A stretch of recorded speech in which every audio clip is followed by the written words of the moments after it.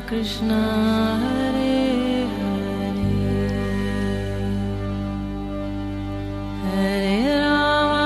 हरे राम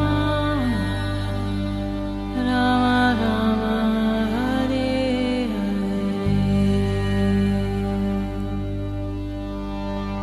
नमस्कार, रेडियो मानव रचना 107.8 पर मैं हूं सरिता आपके साथ और शुरू हो चुका है कार्यक्रम आत्मदर्शन। जैसा कि आप सब जानते हैं श्रोताओं कि इस कार्यक्रम में हम बात करते हैं प्रभु श्री कृष्ण की, उनकी लीलाओं की। बहुत सारी कथाएं प्रसंग हम जानते हैं विभिन्न ग्रंथों से, पुस्तकों से, जो उनकी लीलाओं से भरपूर हैं। तो आज का ये प्रोग्राम शुरू करने से पहले मैं हमेशा की तरह स्वागत करना चाहूंगी रागलेखा दासी जी का। चरणाश्री दुर्गाचार्य श्रीमद भक्ति वेदांत नारायण गोस्वामी जी की शिष्या रागलेखा दासी जी, आपका स्वागत है हमारे स्टूडियो में। हरे कृष्ण। रागलेखा दासी जी, हम बात कर रहे हैं भागवत पत्रिका से गुरुदेव हरि कथा की और बहुत सारी कथाएं प्रसंग आप हमें इसके अंतर्गत सुना रही हैं और इसका 8वां भाग जो है वो हम अपने श्रोताओं के लिए लेकर आए हैं, जो है श्री कृष्ण जन्मोत्सव।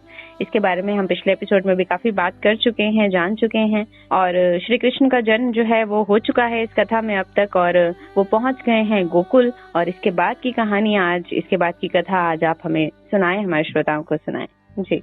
साधारणतः अधिकतर ये विचार प्रचलित है कि कृष्ण का जन्म मथुरा में हुआ।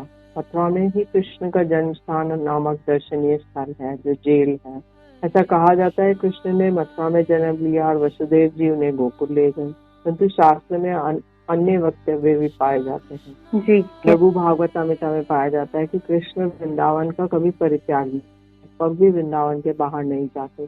तो यदि कृष्ण सदैव वृंदावन में ही रहते हैं, तब कभी वृंदावन से बाहर नहीं जाते, तो उनका जन्म मथुरा में किस प्रकार हो सकता। और नंद यशोदा के पुत्र कृष्ण में कुछ वैशिष्ट्य हैं। नंद बाबा यशोदा के पुत्र स्वयं भगवान श्री कृष्ण अपने अवतारी मूल रूप में हैं और मथुरा में कंस की जेल में प्रकट होने वाले वसुदेव देवकी के पुत्र वासुदेव कृष्ण ब्रजेंद्र नंदन श्याम सुंदर के वैभव प्रकाश हैं अथवा विस्तार स्वरूप है। यदि कहो तो मूल हो गए जो गोकुल में पैदा हुए और जो मथुरा में हुए वो उनके प्रकाश हैं।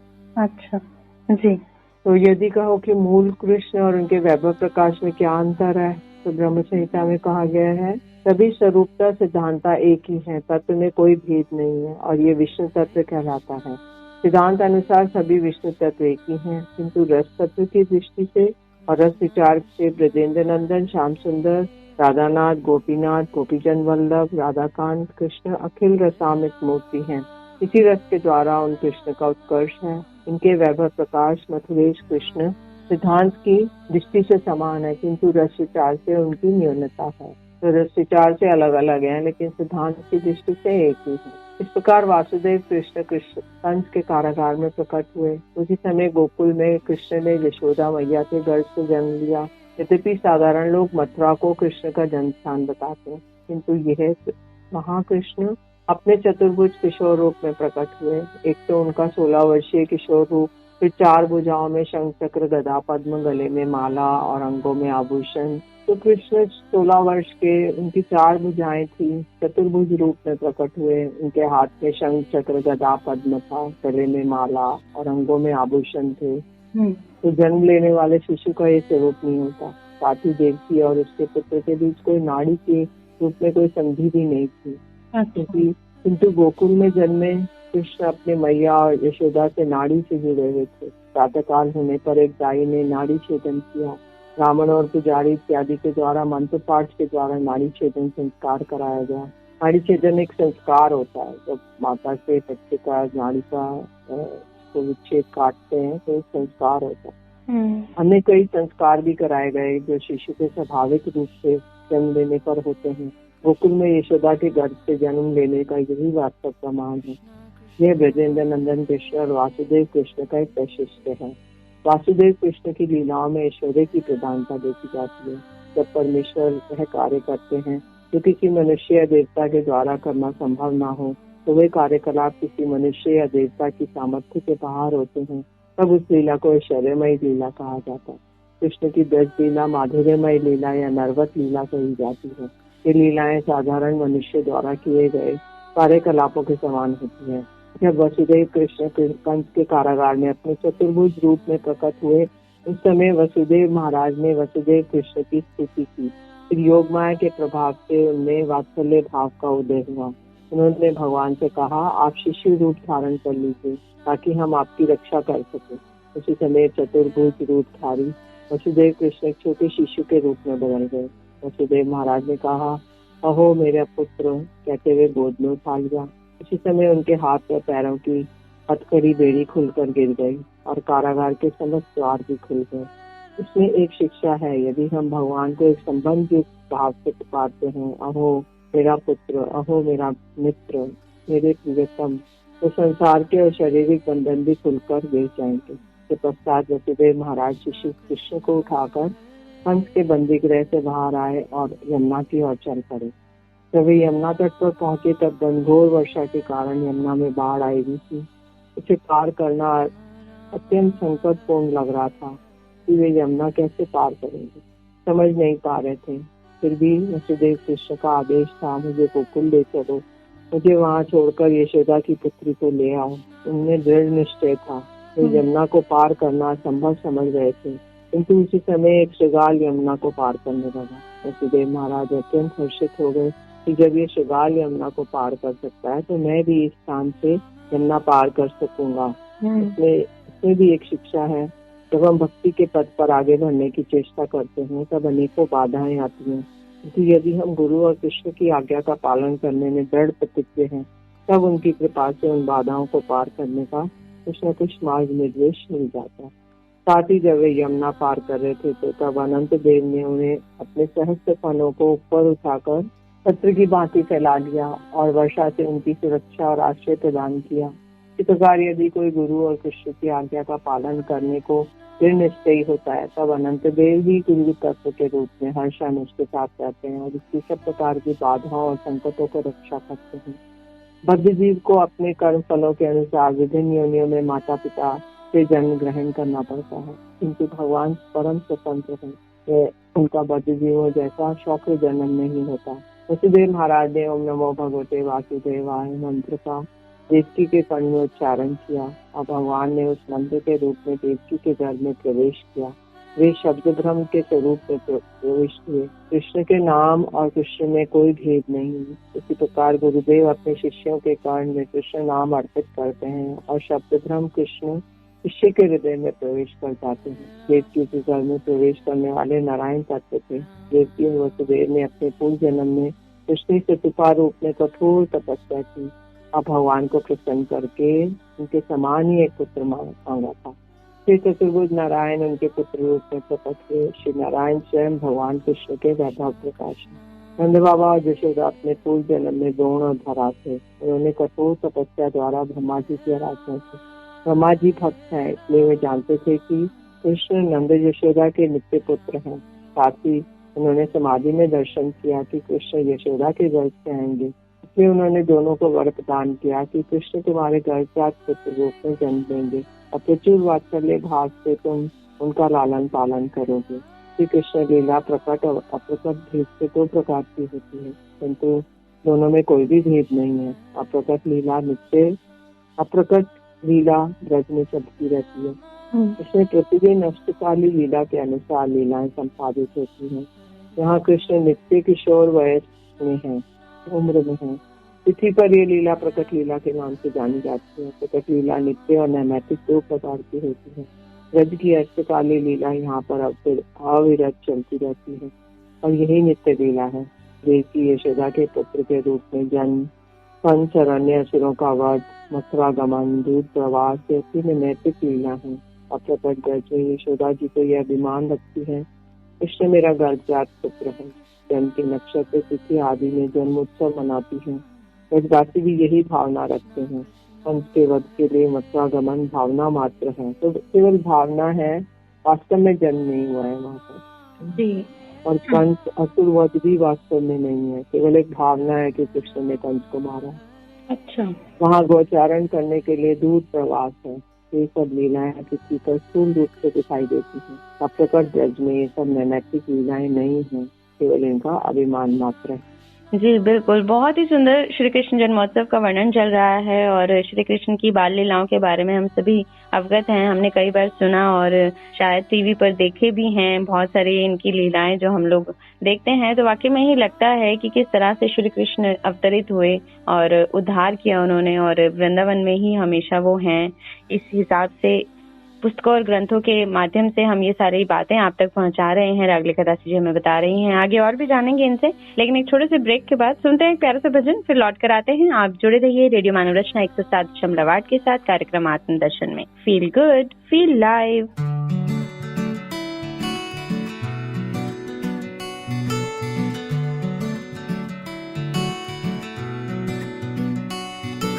कर दो बेड़ा पार राधे अलबेली सरकार। कर दो बेड़ा पार राधे अलबेली सरकार। राधे अलबेली सरकार, राधे अलबेली सरकार। कर दो मन चल रे वृंदावन धाम, राधे राधे गाएंगे। मन चल रे वृंदावन धाम, राधे राधे गाएंगे। राधे राधे गाएंगे, श्यामा श्यामा गाएंगे। राधे राधे गाएंगे, श्यामा श्यामा गाएंगे। तेरे पूरन होंगे काम, राधे राधे गाएंगे।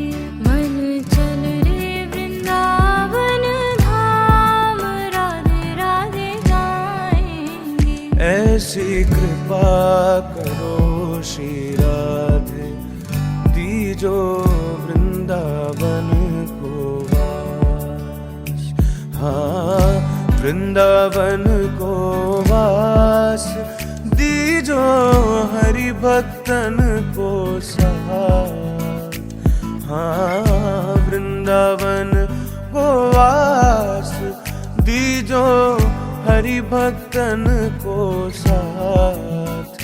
ऐसी कृपा करो श्री राधे, दीजो श्री वृंदावन घाट। यमुना मैया कारी कारी, राधा गोरी गोरी।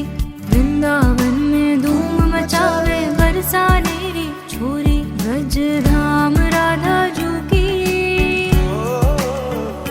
ब्रज धाम राधा जू की। रजदानी लागे, रजदानी लागे। मान खारो खारो जमुना जीरो पानी लागे। मीठे रस से भरी उड़ी राधा रानी लागे, महारानी लागे। मन खारो खारो यमुना जीरो पानी लागे। ओ मन खारो खारो यमुना जीरो पानी लागे। मुझे दुनिया से नहीं कोई काम, मैं तो रटू श्री राधा राधा नाम। मुझे दुनिया से नहीं कोई काम, मैं तो रटू श्री राधा राधा नाम। दर्शन करूं सुबह शाम, दर्शन करूं सुबह शाम। मेरे मन में बिराजे श्याम दीवानी, मेरे मन में बिराजे श्याम दीवानी। जहाँ बिराजे राधा रानी, मेरो मन लाग्यो बरसाने में। जहाँ बिराजे राधा रानी, मन हटो दुनिया दारी से। मन हटो दुनिया दारी से। जहाँ मिले खारा पानी, मेरो मन लाग्यो बरसाने में। जहाँ बिराजे राधा रानी, मन भूल मत जइयो राधा रानी के चरण। मन भूल मत जइयो राधा रानी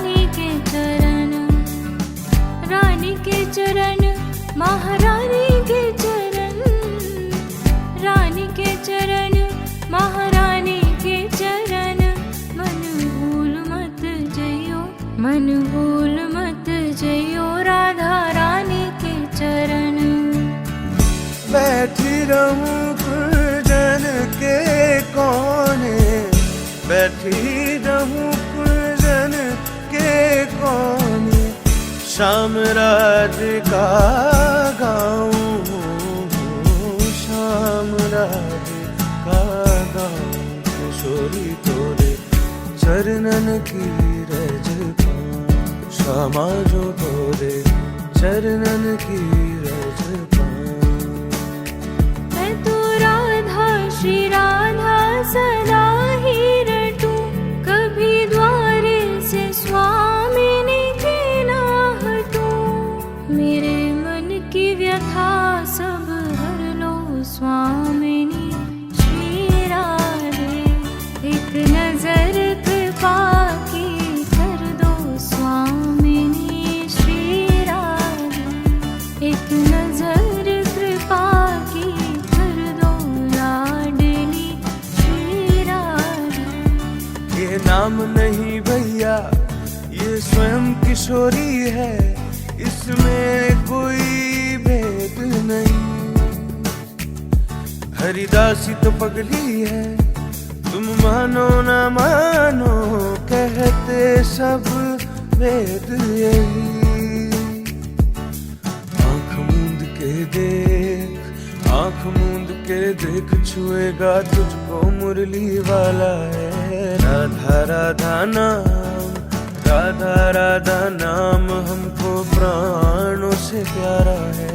राधा राधा नाम, राधे राधे बोलिए वृंदावन में डोलिए, राधे राधे बोलिए बरसाना में डोलिए, राधे राधे बोलिए वृंदावन में डोलिए, राधे राधे बोलिए बरसाना में डोलिए, राधे राधे बोलिए वृंदावन में डोलिए, राधे राधे बोलिए बरसाना में डोलिए।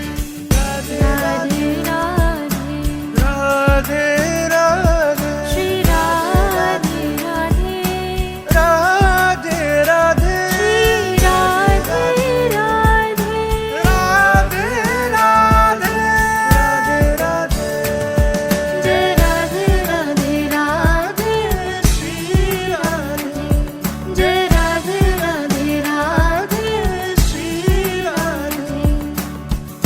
वृंदावन के वृक्ष को मरम ना जाने कोई, डाल डाल और पात पात पे राधे राधे हो। वृंदावन को वास भलो जहाँ, नित्य बहे यमुना पटरानी, जो जन नाई के ध्यान धरे, बैकुंठ मिले तिनको रजधानी। चारों वेद बखान करे और संत मुनि जिनके मन मानी, यमुना यमदूतन तारत है, भव तारत है श्री राधिका रानी।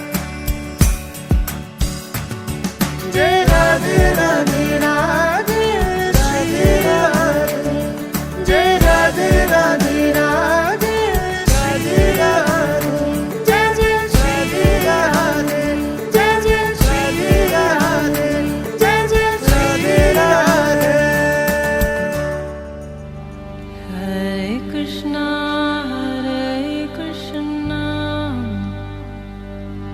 कृष्णा कृष्णा हरे हरे,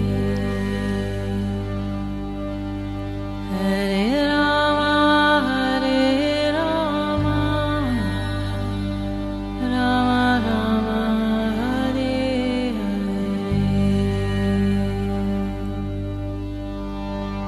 हरे। स्वागत है आप सभी का एक बार फिर रेडियो मानवरचना 107.8 पर। मैं हूं सरिता आपके साथ और कार्यक्रम आत्मदर्शन में आज हम जान रहे थे अभी तक श्री कृष्ण जन्मोत्सव के बारे में। हमने जाना कि किस तरह से श्री कृष्ण का जन्म हुआ और पुस्तकों और ग्रंथों में अलग अलग तरीके से उनकी व्याख्या की गई है जो भी हमें रागलेखा दासी जी ने बताई। और श्रोताओं, मैं आपको बता दूं कि भागवत पत्रिका का जिक्र चल रहा है जिसमें हम आपको गुरुदेव हरि कथा के बारे में बता रहे हैं। अभी तक 8 कथाएं, 8 प्रसंग, इसके हम 8 भाग कर चुके हैं और अब हम आगे बढ़ेंगे और रागलेखा दासी जी से जानते हैं कि आगे इस कड़ी में क्या हमें वो बताने वाली हैं। जी, अब हम हरि कथा 9वें नंबर पर चलते हैं जो भागवत पत्रिका 2006-2007 में प्रकाशित हुई थी। इसका टाइटल है व्यास पूजा। तो इसमें व्यास पूजा का अर्थ है कि गुरुदेव कह रहे हैं कि मैं अपने गुरुदेव, सारी गुरु परंपरा, कृष्ण तत्व, सादा तत्व, महाप्रभु तत्व, गौर गदाधर तत्व, नित्यानंद प्रभु, बलदेव प्रभु और अन्य तत्वों की पूजा करें। मैंने ठीक ऐसे ही किया। सप्त पंचों की विधि पूर्वक पूजा की गई। मैंने अपने परम आराध्य गुरुदेव भक्ति के ज्ञान केशव जी गोस्वामी जी की भी व्यास पूजा देखी है। अनेकों बार इसका आयोजन भी किया है। मैंने श्री माधव गोस्वामी महाराज और श्री भक्ति प्रमोद पुरी गोस्वामी की व्यास पूजाएं भी देखी है। ये लोग भी गुरुदेव, संपूर्ण गुरु परंपरा, राधा कृष्ण युगल, गौर नित्यानंद प्रभु, गौर गदाधर तत्वों की पूजा करते हैं।